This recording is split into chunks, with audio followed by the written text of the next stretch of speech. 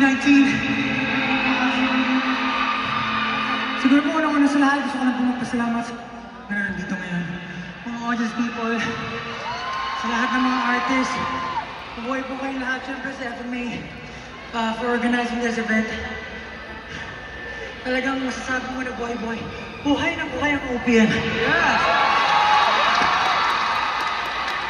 Yes po, syempre gusto rin po namin congratulate lahat ng awardees, nominees, at lahat po ng Filipino artists na nandito po ngayon.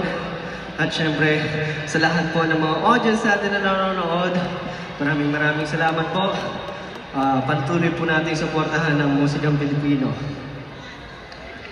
Yes po, gaya ng sabi ni Josh, sa lahat po ng artist na nandito ngayon, sa lahat ng Filipino artist na gumagawa ng musika, sa lahat ng fans na nandito, sana po patuloy natin suportahan ang musikang Pilipino. Sana po pakinggan natin lahat ng mensahe na pinapadala nila. Po, maraming salamat po.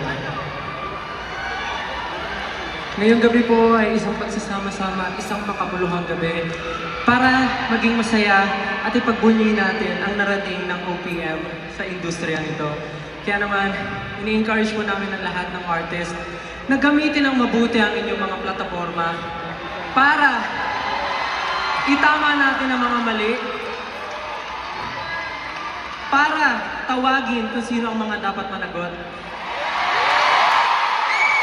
At gamitin ng tama ang plataforma para mahuli ang mga dapat mahuli.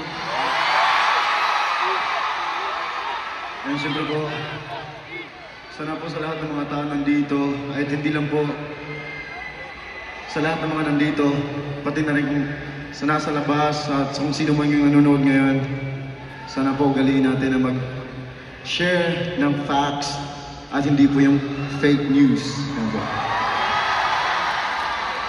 Kaya naman po, sa susunod na awitin namin, inaanyayahan po namin ang Ben and Ben. Sabay-sabay po natin awitin itong kantang ito. Dahil kahit ano pa mangyari, kahit sino pa ang nakaupo, nasa atin ang kapangyarihan!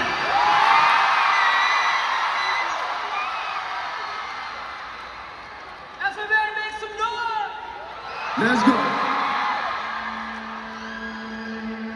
I wanna hear the chant.